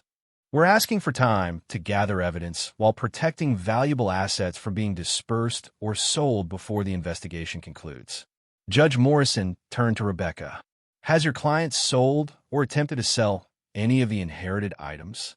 No, Your Honor. Everything remains secured and under professional authentication. Authentication for what purpose? Rebecca glanced at Caroline, a silent question about how much to reveal. Caroline nodded slightly. They'd agreed that transparency here might help more than secrecy. Your Honor, the mirror in question contains previously unknown documents, letters and drawings by Vincent van Gogh, hidden in a compartment built into the frame. My client discovered them after taking possession. We're authenticating to establish their value and provenance. The courtroom went very quiet. Castellano's expression flickered. He'd known or suspected, but hearing it confirmed in open court changed the game. Judge Morrison leaned forward. Van Gogh documents. Authenticated? Preliminary analysis confirms authenticity. Full authentication is ongoing. And the estimated value? Potentially $50 to $100 million. The judge sat back, processing this. Mr. Castellano, did your clients know about these documents before Ms. Webb claimed the mirror? Castellano's pause was telling. We were aware of family stories suggesting Ms. Vivian Webb had acquired valuable items over the years. We didn't have specific knowledge of what the mirror contained. But you appraised it at $2,800 knowing it might contain more? The appraisal reflected the mirror's value as an antique furniture piece. We couldn't appraise contents we hadn't confirmed existed. Judge Morrison made notes that felt ominous. Here's my preliminary ruling. The estate distribution freeze is denied. Ms. Webb left specific items to her niece in a legally executed will. Disagreeing with her choices isn't grounds to invalidate them. However, she looked at Caroline. Given the extraordinary value involved, I'm ordering independent verification of authentication and provenance. Ms. Webb, you'll provide access to the documents for court-appointed experts. If they confirm authenticity and legitimate ownership, the bequest stands. If they find problems with either, we'll revisit distribution. Rebecca stood. Your Honor, my client has concerns about security. These are irreplaceable historical artifacts, which is exactly why court-appointed experts will examine them under controlled conditions. I'll sign an order this afternoon specifying security protocols. 30 days for authentication, then we reconvene. The gavel came down. Caroline felt something unclench in her chest. Not victory, not yet, but not defeat either. The documents stayed with her for now. Marcus hadn't one. Outside the courthouse, Marcus intercepted them before they could reach Rebecca's car. This isn't over, Caroline. You heard the judge. If authentication fails, if provenance can't be established, everything reverts to the primary estate. I heard her say your freeze was denied and my inheritance stands pending verification. Verification you might not survive. These experts will be thorough. They'll find every inconsistency, every gap in documentation. And when they do, you'll lose everything. Caroline met his eyes, saw calculation there, and underneath it, uncertainty. He wasn't as confident as he pretended. Then I guess we'll see what they find. She walked past him to Rebecca's car, Lily beside her, and didn't look back. In the car, Lily spoke quietly. He's scared. Yes, because he knows we're right. Maybe. Or because he knows we might win, which amounts to the same thing. Rebecca drove them back to the motel, already on her phone, with Helena coordinating security for the court-ordered authentication. Everything now had to happen under official supervision, documented and witnessed, leaving no room for anyone to question findings. The next 30 days would determine everything. Caroline sat in the motel room that night and thought about Vivian, about an aunt she'd barely known who'd chosen to leave her something valuable, about a mirror that had held secrets for over a century, waiting for someone to find them, about whether she deserved this inheritance or whether Marcus was right that it belonged with primary heirs. But then she thought about Lily, sleeping peacefully for the first time in weeks because her mother had won something, had protected something, had refused to give up when giving up would have been easier. And she decided that maybe deserving wasn't the right question. Maybe the right question was what she'd do with it if she got to keep it. The court-appointed experts arrived on a Wednesday morning in early July, carried briefcases full of equipment that looked like it belonged in laboratories rather than hotel conference rooms. Dr. Patricia Greenfield specialized in forensic document analysis, had testified in authentication cases involving everything from Shakespeare folios to supposed Hitler diaries. Dr. Marcus Levine studied 19th century European art with the kind of obsessive detail that made him the leading authority on Van Gogh's working methods. They'd requested the Frist Museum's conservation lab as neutral ground. Helena had cleared her schedule to facilitate, though she wasn't allowed to participate in the official examination. Caroline arrived with Rebecca, both of them carrying the documents in archival cases that had cost more than Caroline used to spend on groceries in a month. The letters and drawings have been separated, cataloged, photographed. Everything documented so thoroughly that no one could claim tampering or substitution. Marcus and his lawyers were already there, sitting along one wall like observers in execution. They couldn't participate either, but they demanded the right to witness. Judge Morrison had allowed it. Dr. Greenfield set up her equipment with methodical precision. Microscopes, spectrometers, chemical testing kits, comparison databases loaded on tablets that glowed with technical readiness. "We'll begin with paper analysis," she announced to the room. "Then ink composition, then handwriting comparison. Each letter and drawing will be examined individually. The process will take approximately 4 to 6 hours per document." Caroline did the math. 23 letters, 8 drawings, 31 documents. Even at 4 hours each, they were looking at over 100 hours of examination. Days of work compressed into the 30-day window Judge Morrison had allotted. Dr. Levine pulled out the first letter with gloved hands, laid it on an examination table under lights that made every fiber visible. "This is dated April 1888, addressed to Theo Van Gogh, discussing Vincent's work on the bedroom. We have authenticated examples of Van Gogh's correspondence from this same period for comparison." He pulled up images on his tablet. Caroline recognized them from graduate school. Letters housed in museums, studied by scholars, reproduced in textbooks. The handwriting was distinctive. Van Gogh wrote with pressure that sometimes tore through paper, his words sprawling across pages with energy that matched his painting style. Dr. Levine placed the museum exemplars beside Caroline's letter, compared letter formation, spacing, pressure patterns, pulled out magnifying equipment that revealed details invisible to the naked eye. Minutes stretched into an hour. Then 2. The experts worked in silence, broken only by technical observations spoken into recording devices. Caroline sat watching, unable to do anything except wait. Lily was back at the motel with a babysitter Rebecca had hired, a retired teacher who charged $20 an hour and asked no questions about why an 11-year-old needed supervision during court proceedings. Around hour 3, Dr. Greenfield spoke. "Paper composition is consistent with French manufacture, 1880s production. Fiber analysis shows linen rag content typical of period letter paper. Aging patterns are natural, not artificially accelerated. No evidence of modern materials." Dr. Levine nodded, still comparing handwriting. "Letter formation matches known exemplars. Pressure patterns consistent. He used a particular type of pen, steel nib, specific flexibility, and the marks here match that implement. Spelling errors are authentic to Van Gogh's Dutch-influenced French.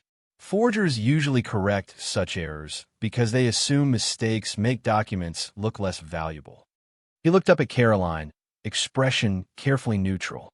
"Initial assessment on this letter is authentic, but one letter isn't enough. We need to examine them all." The work continued. Letter after letter, drawing after drawing. The experts barely broke for lunch, eating sandwiches while studying fiber samples and comparing ink ratios. Marcus watched it all with an expression that grew progressively tighter. He'd been confident coming in, certain the experts would find inconsistencies. Now as document after document passed initial scrutiny, that confidence was eroding. By day 3, Dr. Greenfield delivered preliminary findings. Of the 23 letters examined, all show characteristics consistent with authentic period documents. Paper, ink, aging patterns, everything aligns with 1880s French production. Handwriting analysis shows consistent match to known Van Gogh exemplars. I can find no evidence of forgery. Dr. Levine was more cautious. The letters appear authentic. The drawings are more complex. 3 of them are studies for the Starry Night. We know Van Gogh created preliminary sketches for that work, but none have survived. These would be the only known studies in existence. Does that make them suspicious? Rebecca asked. Not necessarily. Van Gogh was prolific, but poor. He reused materials, painted over old work, destroyed sketches he found inadequate. That many of his preliminary studies are lost isn't surprising. What would be suspicious is if these suddenly appeared with no provenance. But Ms. Webb has traced ownership back to a mirror that passed through Van Gogh estate sales. The chain is documented. So your assessment is? Dr. Levine set down the final drawing. Authentic. All of them. These are genuine Van Gogh letters and drawings, hidden for over a century and only now rediscovered. The silence that followed was profound. Marcus stood abruptly. I want a second opinion. These are too convenient, too perfectly preserved. Judge Morrison, attending via video conference, interrupted. Mr. Webb, Dr. Greenfield, and Dr. Levine are among the most respected authentication experts in the world. Unless you have specific evidence of error in their methodology, their findings stand. Castellano tried a different approach. Your Honor, even if the documents are authentic, we still question provenance. How do we know Ms. Vivian Webb acquired them legally? They could be stolen property. Rebecca was ready for this. Murray Beaumont has completed provenance research. The documents can be traced through the mirror's ownership history back to Van Gogh estate sales in the 1890s. Every transfer of ownership is documented. Nothing in the chain suggests theft or illegal acquisition. She handed over a folder thick with documentation. Auction records, estate inventories, dealer receipts. A paper trail spanning 130 years, meticulously reconstructed by someone who specialized in making history visible. Judge Morrison reviewed everything in silence. Caroline watched her face, trying to read the decision before it was spoken, but Morrison's expression revealed nothing. Finally, she looked up. Based on expert authentication and documented provenance, I'm ruling that the documents found in the mirror are legally part of the bequest to Caroline Webb. The items were legitimately acquired by Vivian Webb and legally left to her niece. The estate distribution stands as originally executed. The gavel sound came through the video connection. Caroline felt the world tilt sideways. She'd won. Actually won. The documents were hers, legally and irrevocably. $50 to $100 million in authenticated Van Gogh materials now belonged to her. Marcus's face had gone red. This is absurd. She's going to sell priceless historical artifact to the highest bidder when they should be in museums. What Ms. Webb does with her legal property is her decision. Judge Morrison interrupted.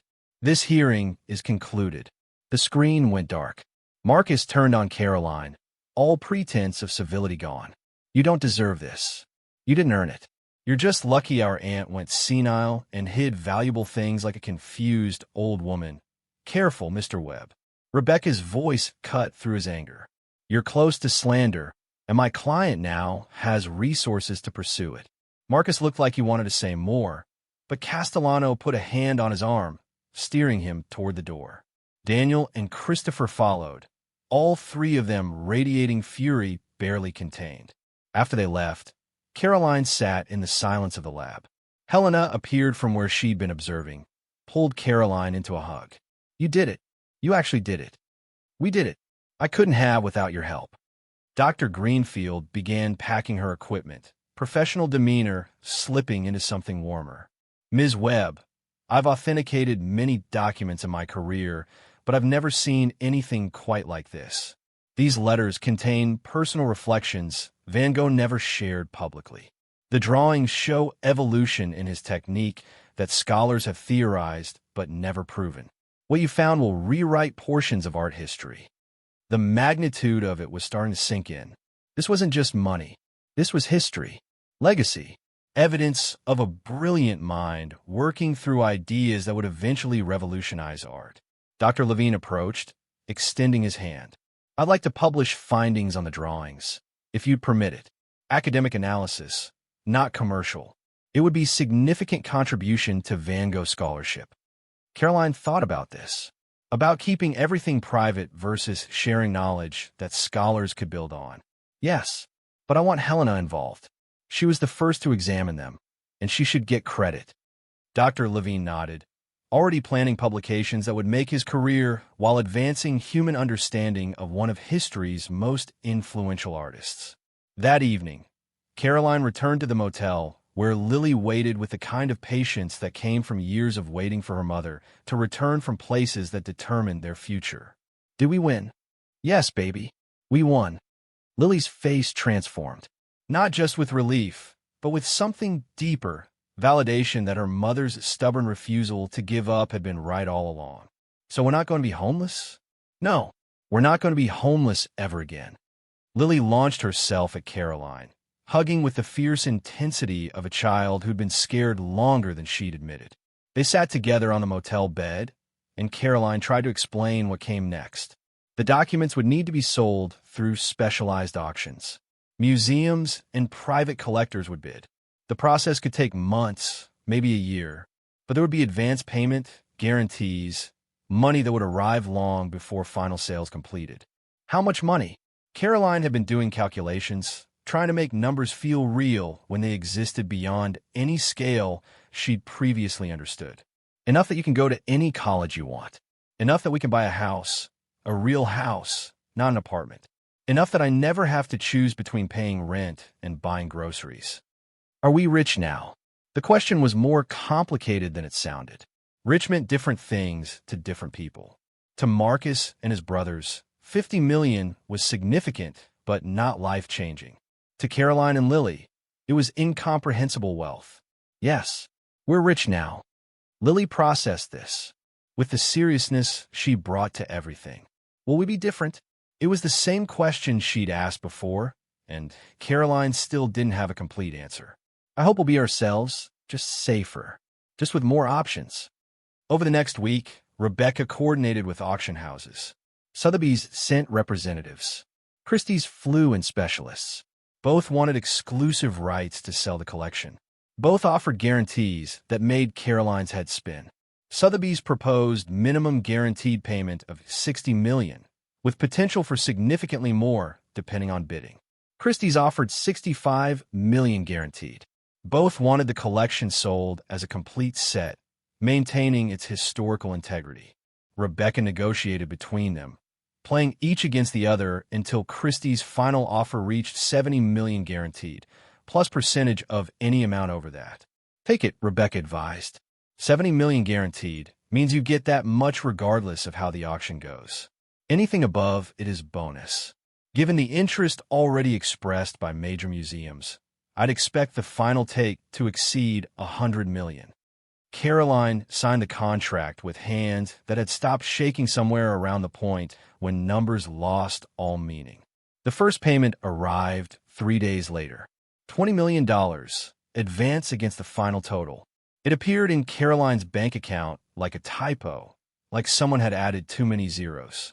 She stared at the number for 10 minutes before believing it was real. Then she called Lily over. Look. Lily looked at the screen, blinked, counted zeros. That's real. That's real. What do we do? Caroline had been thinking about this, about what to do first with money that solved every problem simultaneously. First, we find a place to live. A real place, that's ours. They found a house in East Nashville, a neighborhood that was gentrifying but still maintained traces of the working-class community it had been. 3 bedrooms, 2 bathrooms, a backyard with a tree perfect for reading under. Nothing ostentatious, nothing that screamed wealth. Just a solid, comfortable home. It cost $450,000. Caroline paid cash. The realtor kept looking at her like she might be joking, like someone who'd been living in a weekly motel couldn't possibly write a check for $500,000 without blinking. But the check cleared, and suddenly they owned something. Had an address that wasn't temporary, keys that opened doors that belonged to them. Lily walked through the empty house, room by room, and Caroline watched her daughter process the idea of permanence. This is really ours? Nobody can make us leave? Nobody can make us leave. Can I pick which bedroom I want? You can pick whichever one you want. Lily chose the one with the best light, the room where morning sun came through windows facing east. Caroline took the master bedroom, modest and perfect, with space for a reading chair and bookshelf she could finally fill without worrying about moving them again. They bought furniture slowly, carefully. Caroline had grown up with enough money to be comfortable, lost it all gradually through choices and circumstances, and learned the hard way that nothing was permanent. Now she chose things meant to last. Solid wood instead of particle board. Quality over quantity. For Lily's room, they picked a bed with built-in storage, a desk for homework, shelf for books. Caroline let her daughter choose everything, watching her confidence grow with each decision that was actually hers to make. "Can we get a dog?" Lily asked one evening while they assembled furniture in her new room. Caroline, who'd spent 2 years saying no to everything that cost money or required stability, found herself smiling. "Yes, we can get a dog." They adopted a mutt from the shelter the following week, some combination of breeds that added up to medium-sized and enthusiastic. Lily named her Stella after the Van Gogh painting, and the dog seemed to understand she'd won some kind of lottery, going from a concrete kennel to a backyard and a girl who loved her immediately. Caroline enrolled Lily in a private school with small classes and teachers who actually had time for individual attention. The tuition was more than Caroline used to make in 3 months, and she paid it without flinching. Watching Lily just was like watching a plant that had been kept in too small a pot finally getting room to grow. She made friends whose parents didn't look at Caroline with pity. She joined the art club, discovered she liked painting, came home with watercolors that got framed and hung on walls in their actual house. "Mom, Sophie invited me to her birthday party. It's at a place where you paint pottery. Can I go?" "Of course you can go. Should I bring a gift? What if it's expensive?" Caroline pulled her daughter close. "Lily, we don't have to worry about that anymore. You can buy Sophie whatever gift seems right without checking price tags." Lily's face showed the moment it truly sank in. They were different now. The rules had changed. Meanwhile, Rebecca coordinated legal protection. Trusts were established, assets diversified, protections put in place against every worst-case scenario her legal mind could imagine. "You need to think long-term," she explained during a meeting at her office. "This money can take care of you and Lily for life, can fund education, can create generational wealth, but only if we protect it properly." Caroline signed documents creating trust for Lily's education and future, established charitable foundations because she remembered what it felt like to need help and wanted to provide it for others, set aside money for Helena and Rebecca and Marie Beaumont. Everyone who'd helped when helping was a risk rather than a guarantee. The auction itself was scheduled for October, black tie event at Christie's New York location. Caroline almost didn't attend, uncomfortable with the idea of watching wealthy people bid on documents that had changed her life. But Rebecca convinced her it mattered. "These are historically significant artifacts. You should witness them finding new homes." Caroline wore a dress that cost more than her first car, sat in an auction room surrounded by people for whom spending millions was unremarkable, and watched bidding that started at $5 million and climbed from there. The letters sold individually, each one going for between $400,000 and $900,000 depending on content and condition. Total for all letters, $14 million. The drawings brought the real money. Each study for the Starry Night sold for between $8 and $12 million. The largest, most detailed sketch went to the Van Gogh Museum for $18 million after fierce bidding against a private collector. Total for drawings, $76 million. Combined with the letters and accounting for auction house percentages, Caroline's final take was $84 million. $84 million. She sat in the auction room and felt nothing. The number was too large, too disconnected from any reality she understood. It was just sounds, just zeros on a screen. Afterwards, representatives from the Van Gogh Museum approached her. "Ms. Webb, we wanted to thank you personally. What you've donated to scholarship. Dr. Levine's analysis has already sparked new understanding of Van Gogh's working methods. You could have kept these private, but you chose to share them with the world." Caroline hadn't thought of it as a choice. It had seemed obvious that documents this significant should be studied, analyzed, made available to people who could learn from them. "I'm just glad they're going to museums where people can see them." Not all of them went to museums. Some went to private collections. Caroline knew this, knew that wealthy collectors now owned pieces of history they'd keep in climate-controlled vaults, seen only by privileged few. It bothered her more than she wanted to admit. On the flight back to Nashville, She sat beside Rebecca and voiced this discomfort. "I didn't want them locked away where nobody can see them. You could have donated everything to museums, taken the tax deduction instead of selling. I needed the money. You needed some of it. Not 84 million worth." Caroline looked out the airplane window at clouds that looked solid enough to walk on. "What are you suggesting? That you could buy back some of the pieces, donate them to museums with your name attached, create a legacy beyond just being the woman who found Van Gogh documents in a mirror?" The idea settled into Caroline's mind like something that had been waiting there all along. Over the next month, she worked with Helena to identify which pieces had gone to private collectors who might sell, found 3 letters and 1 drawing that could be acquired if she offered enough money. She paid $22 million to buy them back, then donated them to the Frisch Museum with stipulation that they be displayed publicly and used for educational programming. The museum created a special exhibition, The Hidden Van Gogh, Letters and Drawings Discovered by Caroline Webb. Opening night was invitation only, attended by scholars and donors and people who appreciated art history. Caroline wore another expensive dress, walked through the exhibition with Lily beside her, and felt something she hadn't expected: pride. Not in having found the documents, that had been luck, but in what she'd chosen to do with them, in making sure they'd be seen and studied and appreciated instead of locked away. Helena gave a speech about the discovery, about authentication, about what these pieces added to Van Gogh scholarship. She credited Caroline's generosity and commitment to historical preservation. Afterwards, strangers approached Caroline with congratulations and questions. Some were genuine. Others clearly saw opportunity, causes that needed funding, investments that required capital. Caroline learned to smile politely and refer everyone to Rebecca, who'd taken on the role of filtering genuine requests from people who saw only dollar signs. Winter arrived, the first one in Caroline's memory that didn't come with anxiety about heating bills or whether her car would start in the cold. Lily turned 12 with a birthday party that included 20 classmates and a cake shaped like a dog. Caroline started volunteering at a nonprofit that helped women leaving domestic violence situations.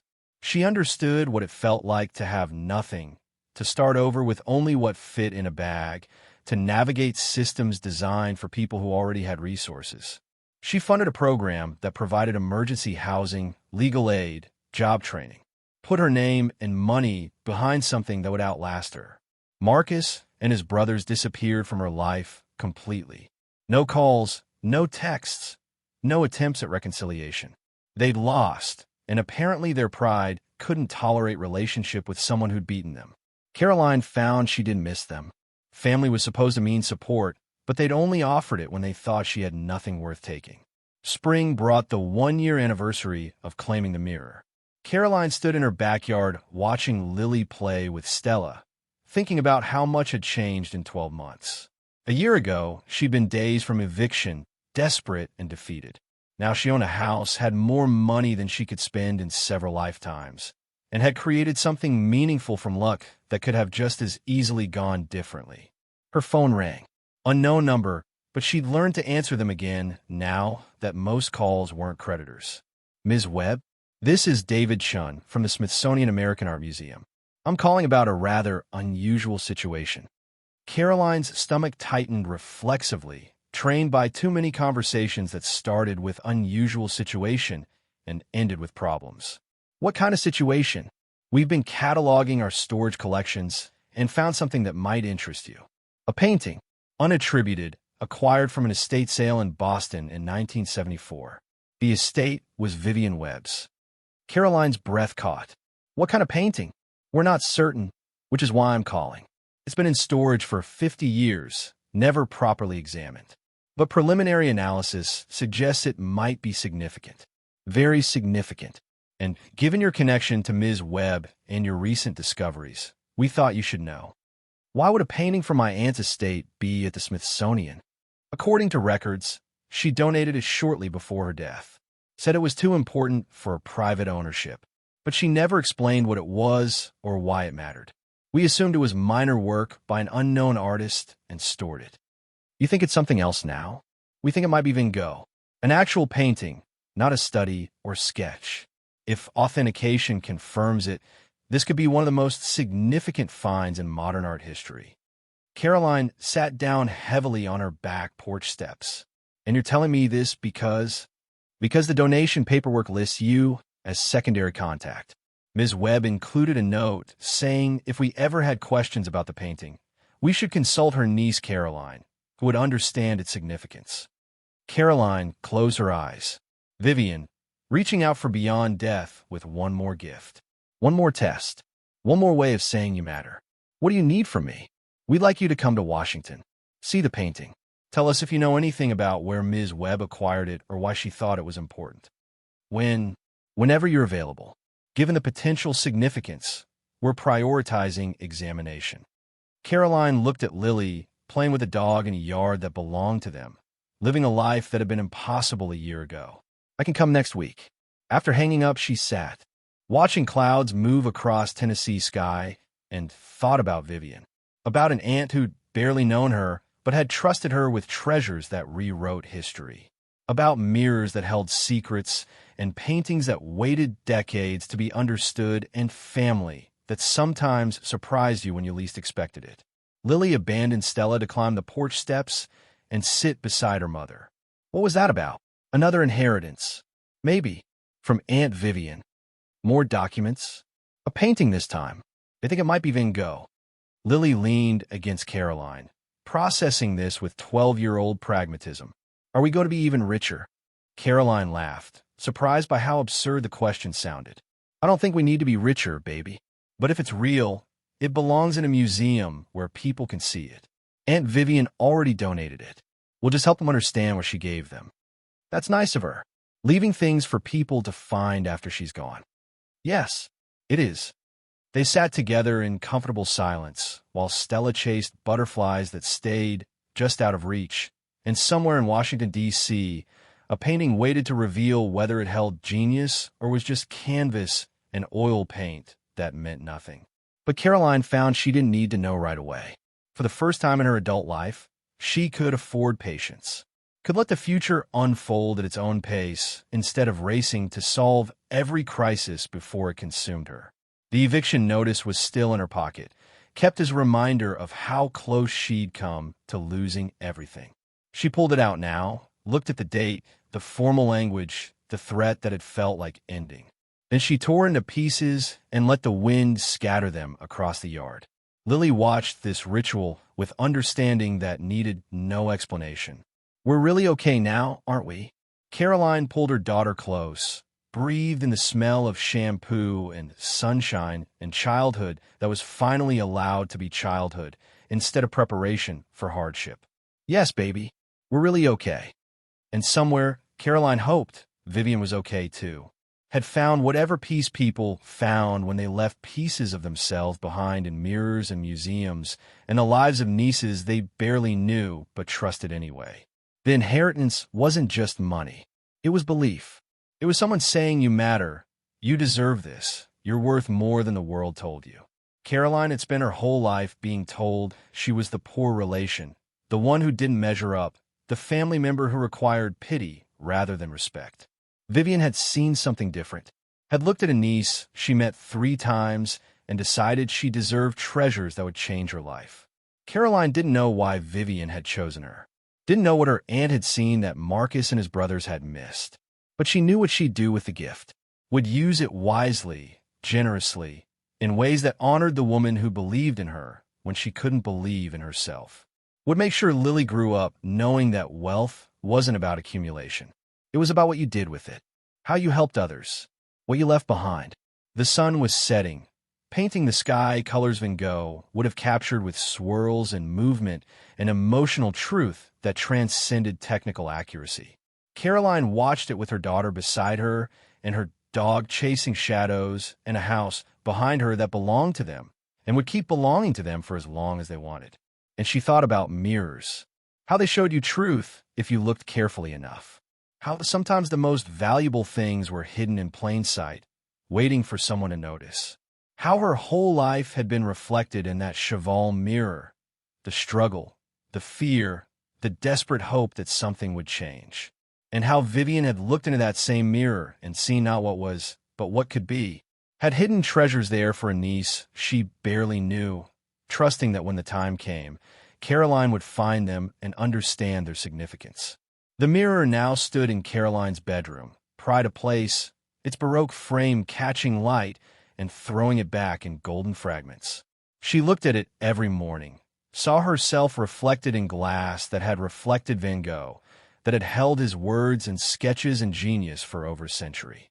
Saw a woman who'd survived when survival seemed impossible, who'd fought when fighting seemed futile, who'd refused to give up when everyone said giving up was sensible, and who now had the resources to make sure other people got chances they deserved, help they needed, hope when everything else was gone. The mirror showed her all of this, showed her truth that direct sight had obscured. And Caroline, looking at her reflection in glass that had witnessed history and held secrets and waited patiently for someone to unlock them, finally understood what Vivian had known all along. Some inheritances were measured in dollars, others in belief, in a knowledge that you matter to someone, even if they never got the chance to tell you directly, in treasures hidden in mirrors, waiting for the right person to find them, in second chances that came when you'd stopped believing in chances at all. Caroline smiled at her reflection, at Vivian's gift, at everything that had seemed impossible a year ago and was now simply her life. Then she turned away from the mirror and went to make dinner for her daughter in their house, with money that would last generations, and a future that finally felt like something worth looking forward to instead of something to merely survive. The phone rang again. David Chun from the Smithsonian with details about when she could come examine the painting. But that was tomorrow's adventure. Tonight was for family dinners and homework help and a dog who needed walking and a daughter who needed to know her mother was present, available, focused on moments that mattered more than money ever would. Caroline answered the call, scheduled the appointment, and hung up feeling ready for whatever came next. Because she'd learned the most important lesson of all. Sometimes you had to walk through the hardest parts of your life before you could reach the best parts. Sometimes family meant the people who chose to help rather than the people who shared your blood. And sometimes treasures were hidden in the most unexpected places, waiting for someone desperate enough to look carefully and brave enough to claim them. The mirror had held Van Gogh's genius for 130 years. But more than that, it had held Vivian's belief in a niece she barely knew. And that belief had changed everything. The gallery opening fell on the first Tuesday of November, 2 years and 7 months after Caroline had stepped off a bus in Boston, carrying nothing but desperation and a daughter who deserved better. Now she stood in the Frist Museum's newest wing, the Webb Center for Art Education and Discovery, watching Nashville's art community celebrate something she'd built from inheritance and intention. The painting from a Smithsonian had authenticated another Van Gogh, a small landscape he'd completed during his time in Alls, worth an estimated $42 million.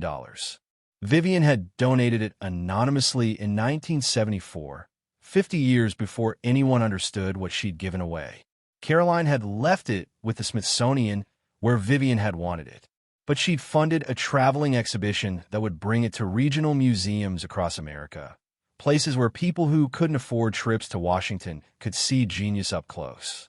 The exhibition was opening tonight in Nashville, temporary home, before moving to Memphis, then Birmingham, then a dozen other cities that rarely saw masterworks. Lily, now 13 and somehow taller than seemed possible, moved through the crowd with confidence that still surprised Caroline. Her daughter wore a dress she'd chosen herself, spoke to adults without the trained caution of someone expecting disappointment, laughed easily with friend from school who'd never known her as the poor kid wearing donated coats. "Mom, Dr. Levine is here. He wants to talk to you about the catalog essay." Dr. Levine had become something approaching a friend over the past 2 years. His analysis of the Van Gogh drawings had been published in 3 academic journals, elevating his career while expanding human understanding of artistic process. He'd invited Caroline to co-author a paper about the discovery, crediting her graduate training even though she'd been stocking shelves when she found documents that rewrote art history. Caroline, he approached with the enthusiasm academics brought to subjects they loved. "The exhibition looks magnificent. Vivian would have been proud. I hope so. I wish I'd known her better. Wish I could ask her why she chose me. Maybe that's the point. She saw something in you that you hadn't seen in yourself yet, gave you an opportunity, and trusted you'd use it well. He gestured around the gallery, at the educational programming Caroline had funded, at teenagers sketching in front of paintings they'd never have encountered otherwise. I'd say her trust was well placed. Helena appeared with champagne, pressed a glass into Caroline's hand, despite her protest that she didn't drink at events where she needed to give speeches. You're giving one speech, and it's 3 minutes long. You can handle champagne. Helena had been promoted to senior curator after her work on the Van Gogh authentication brought national attention to the Frist. She credited Caroline, though Caroline knew Helena's expertise had been the real catalyst. Besides, you've earned celebration. 2 years ago, you were living in a weekly motel. Now you're funding art education for every public school in Davidson County. The education initiative was Caroline's proudest achievement. $20 million endowed to ensure every Nashville public school student received art instruction, supplies, and field trips to museums. It wouldn't solve systemic inequity, but it meant thousands of kids would get chances she'd once had and nearly lost. Ms. Webb, a young woman approached, maybe 22, wearing a server's uniform from the catering company. I just want to say thank you. I received one of your scholarships last year. I'm studying art history at Vanderbilt. Because of you, I can afford to stay enrolled. Caroline had established scholarship funds at 3 Tennessee universities, full rides for students studying arts and humanities, fields that rarely led to immediate financial reward, but enriched human culture in ways that mattered beyond profit margins. What's your focus? Renaissance Italian painting, specifically women artists who were excluded from traditional art historical canon. That sounds fascinating. Will you tell me about it? They talked for 15 minutes, Caroline genuinely interested, the young woman gradually relaxing as she realized this wasn't performative kindness, but authentic curiosity. Eventually, the woman's supervisor called her back to work, but before leaving she hugged Caroline impulsively. You changed my life. I hope you know that. After she left, Helena nudged Caroline's shoulder. That's the 4th person tonight who's told you that you changed their life. The money changed their lives. I just distributed it. No, your choices changed their lives. You could have kept everything, lived in luxury, never thought about anyone else. Instead, you built this. Helena gestured around the gallery again. You funded education. You supported scholarship. You made sure Van Gogh's work would be seen by people who couldn't afford private collections or international travel. That was you, not the money. The speech came at 8 o'clock. Caroline walked to the small podium with notes she'd written and rewritten. Try to find words that captured something too complex for simple language. Thank you for coming tonight to celebrate art, education, and the power of discovery. 2 years ago, I was unemployed, facing eviction, desperate. My Aunt Vivian, who I'd met 3 times in my life, left me an antique mirror. I claimed it because I had no other options. I discovered what was hidden inside, because I'd learned in graduate school to look carefully at objects, to understand that value isn't always visible on first examination. What I found changed my life materially. But more importantly, it taught me that inheritance isn't just about money. It's about belief. Someone believing you matter enough to leave you something significant. Someone trusting you'll use it wisely even when you don't yet trust yourself. Vivian believed in me when I couldn't believe in myself. This gallery, this exhibition, these scholarships, they're my way of extending that belief to others, of saying you matter, you deserve opportunities, you're worth investing in even if the world has told you otherwise. Van Gogh died believing he was a failure. His work sold for almost nothing during his lifetime. He struggled with poverty, mental illness, isolation. But he kept painting because something in him insisted that what he created mattered, even if no one else saw it yet. Everyone in this room has something valuable inside them. Some gift, some perspective, some contribution that the world needs. My hope is that this gallery and these programs help people discover what they carry, the way I discovered what Vivian had hidden in a mirror. Thank you for being here. Thank you for believing that art matters, that education matters, that investing in people who haven't yet discovered their full potential is the best investment we can make. The applause was genuine, not just polite. Caroline stepped away from the podium feeling like she'd managed to say something true, even if it was incomplete.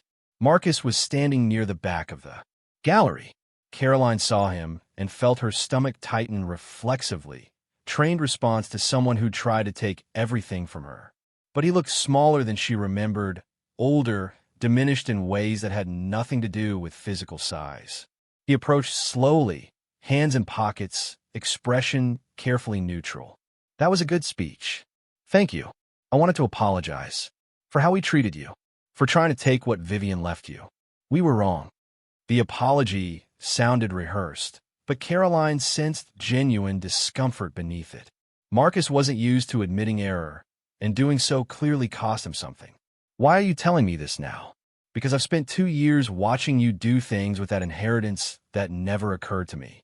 When we thought we'd inherit everything, we planned to liquidate it, invest it, grow the portfolio. Standard wealth management. You built this. He gestured around the gallery. You changed people's lives. Made me realize that maybe Vivian chose correctly after all. Caroline studied him, trying to determine if this was manipulation or genuine remorse. I'm not interested in reconciliation if that's what you're asking for. I'm not asking for anything. Just wanted you to know that I see what you've done, and it's impressive. More impressive than anything we would have accomplished with the same resources. He left before Caroline could respond, disappearing into the crowd like he'd never been there. Lily appeared at her elbow. Was that Uncle Marcus? Yes. What did he want? To apologize, I think, or to feel better about losing. Do you believe him? Caroline considered this. I believe he's realized he was wrong. Whether he's actually sorry or just impressed by the outcome, I don't know. And I'm not sure it matters. Are you going to forgive him? I don't think I need to. Forgiveness implies he still has power to hurt me, and he doesn't. What he did was terrible, but it also pushed me to fight harder than I might have otherwise. So in a strange way, I'm almost grateful. Lily absorbed this with the thoughtfulness she brought to complicated ideas. That's very mature of you. Caroline laughed. When did you become the adult in this relationship? Someone has to be. They walked through the gallery together, mother and daughter, looking at paintings that had survived centuries, created by someone who never knew how profoundly his work would impact human culture. Near the exit, a high school class stood in front of the Van Gogh landscape, their teacher explaining technique and color theory and the emotional resonance that made this more than just competent painting. One student, a girl maybe 16 with purple streaks in her hair and an expression that suggested she'd rather be anywhere else, asked a question that stopped Caroline in her tracks. Why do we care about some dead guy's paintings? How does this matter to my life? The teacher started to answer, but Caroline stepped forward. May I? The teacher, recognizing Caroline from the speech, nodded. Caroline approached the skeptical student, whose defensiveness reminded her of Lily 2 years ago, before stability had allowed softness. What's your name? Jasmine. Jasmine, you're absolutely right. This painting doesn't matter to your immediate survival.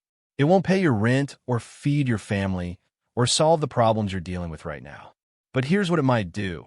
It might show you that someone who struggled, who was poor, who dealt with mental illness and rejection and failure, created something beautiful anyway. Something that outlasted all that suffering. Van Gogh painted this when he had almost nothing. He was broke, mentally unstable, living in a yellow house in southern France, barely surviving.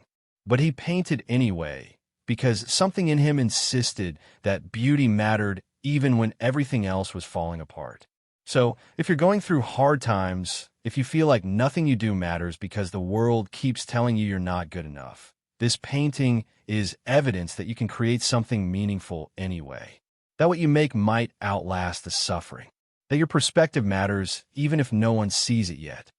Jasmine's expression had shifted from defensive skepticism to something more open. Did you go through hard times? Yes. 2 years ago, I was about to be evicted. I had a daughter to support and no way to do it. I felt like a failure. But then I inherited something valuable, and it changed my trajectory. Not because the money fixed everything, but because it gave me resources to build something that mattered. So you're rich now. Yes. And I use that to make sure other people get chances I nearly didn't have. That's cool, I guess. High praise from a 16-year-old. Caroline smiled and rejoined Lily, who'd been watching this exchange with proud attention. You're good at that. At what? Talking to people like they matter. Making them feel seen. Everyone does matter. Everyone has something valuable inside them, even if the world hasn't recognized it yet. They left the gallery as the event was winding down, walked to Caroline's car, a practical Honda, not the luxury vehicle people expected someone with her wealth to drive. She'd learned that money could solve logistical problems, but it couldn't purchase the things that actually mattered. Connection, purpose, the knowledge that what you did improved lives beyond your own. At home, Stella greeted them with enthusiasm that suggested they'd been gone weeks instead of hours. Lily disappeared to her room to video chat with friends, leaving Caroline alone with a dog and thoughts that felt heavier than the evening warranted. She walked to her bedroom, stood before the Cheval mirror that had started everything. The Baroque frame gleamed in lamplight, gold leaf catching and throwing illumination in patterns that felt almost alive. Caroline studied her reflection. She looked healthier than 2 years ago, better rested, better fed, no longer carrying the particular exhaustion that came from constant worry about survival. But she also looked older in ways that had nothing to do with chronological age. Experience had carved itself into her face, left evidence of battles fought and won, and the weight of knowing that luck rather than virtue had separated her from people still struggling. "Thank you," she whispered to the mirror, to Vivian, to whatever combination of chance and choice had led her here. "I hope I'm using this the way you intended." The mirror reflected her words back without judgment, the way it had reflected Van Gogh's genius for over a century, silent witness to history it contained without creating. Her phone buzzed. Text from Helena. "The exhibition was perfect. You should be proud. Drinks this weekend to celebrate?" Caroline typed her response. "Yes. And thank you for everything. For believing in me when you had no reason to. I had plenty of reasons. You were smart, thorough, and desperate enough to fight. That combination wins more often than people think." Caroline set down her phone and returned her attention to the mirror. Somewhere in its hidden compartment, Van Gogh's documents had waited 130 years for someone to find them.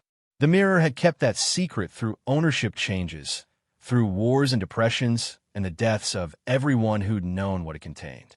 It had waited for Caroline specifically, though neither she nor Vivian could have planned the precise sequence of events that led to discovery.